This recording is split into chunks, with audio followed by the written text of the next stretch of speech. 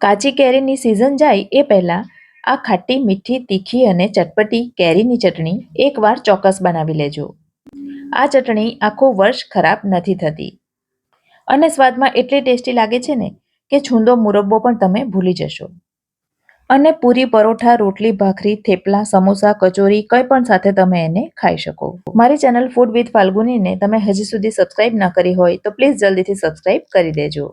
તો આ ચટણી બનાવવા માટે અહીં મેં 500 ગ્રામ તોતાપુરી કેરી લીધી છે, જેને ઘણા કાગડા કેરી પણ કહેતા હોય છે.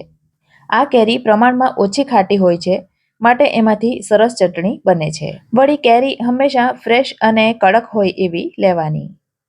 તો સૌથી પહેલાં કેરીને સરસ રીતે ધોઈ લેવાની. ત્યાર પછી એનો ડીટાનો ભાગ કાઢી પોટેટો પેલરની મદદથી એની છાલ ઉતારી લેવાની. હવે કેરીને આપણે પ્રેશર કુકરમાં બાફવાની છે, માટે એના નાના નાના ટુકડા કરી લઈશું. સૌથી પહેલાં તો એમાં જે ગોટલી હોય એને કાઢી નાખવાની અને વચ્ચેનો જે થોડો કડક ભાગ હોય એને પણ કાઢી નાખવાનો અને ત્યાર પછી એમાંથી ટુકડા કરી લેવાના. તો બધી કેરીના આ પ્રકારના ટુકડા મેં કરી લીધા છે અને હવે એને એક વાસણમાં ટ્રાન્સફર કરીશું, જે વાસણ કુકરમાં સમાઈ જતું હોય. હવે પ્રેશર કુકરમાં એક સ્ટેન્ડ મૂકી દઈશું, કારણ કે કેરીવાળું વાસણ આપણે ડાયરેક્ટ નથી મૂકવાનું. એની નીચે થોડી ગેપ હોવી જોઈએ. સ્ટેન્ડ ન હોય તો એના બદલે તમે વાડકી કે કોઈ પ્લેટ પણ મૂકી શકો. એમાં 1 ગ્લાસ જેટલું પાણી રેડી દેવાનું અને કેરીવાળું વાસણ અંદર મૂકી દઈશું અને મીડિયમ આંચ પર 4 સીટી વગાડી દેવાની. કુકર થાય છે ત્યાં સુધીમાં એક મસાલો તૈયાર કરીશું.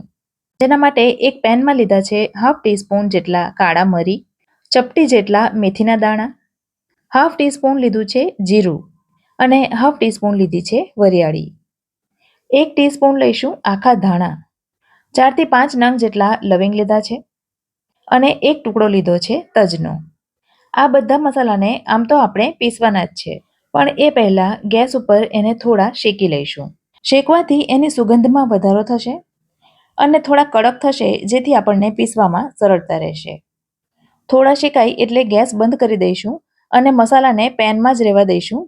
થોડી ઘણી કચાશ હશે તો પેનની ગરમીથી એ શેકાઈ જશે.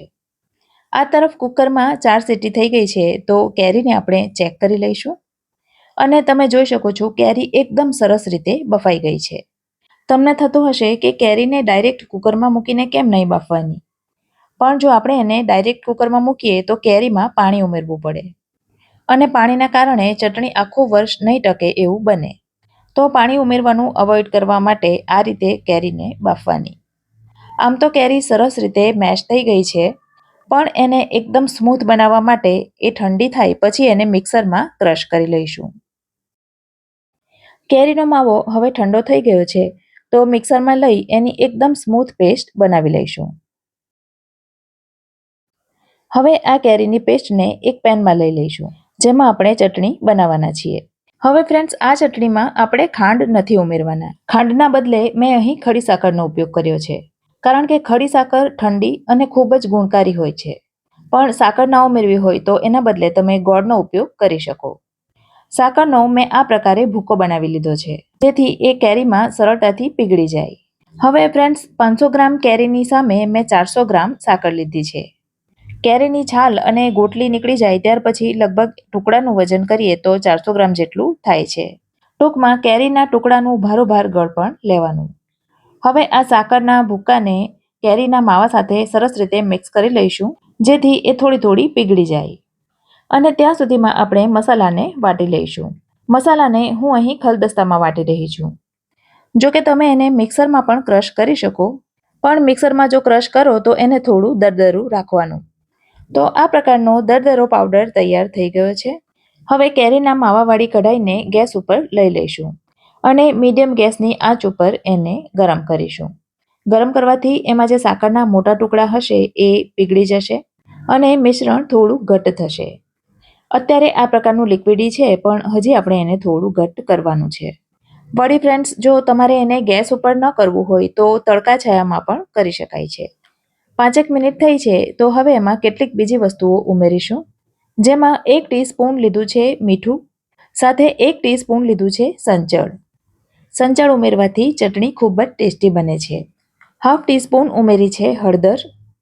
2 ટીસ્પૂન આખી ભરીને ઉમેર્યું છે કાશ્મીરી મરચું. કાશ્મીરી મરચું માત્ર કલર માટે હોય છે, માટે તીખાસ માટે હાફ ટીસ્પૂન ઉમેર્યું છે તીખું લાલ મરચું. તમને જો વધારે તીખું પસંદ હોય તો આના કરતાં વધારે લાલ મરચું ઉમેરી શકો. હવે બધું એકદમ સરસ રીતે મિક્સ કરી લઈશું. ગેસ અત્યારે ધીમી આંચ પર ચાલુ જ છે. આ મસાલા ઉમેર્યા પછી હવે એને માત્ર 3 થી 4 મિનિટ સુધી જ ઉકળવાનું છે. વધારે પડતું ઘટ્ટ નથી કરવાનું.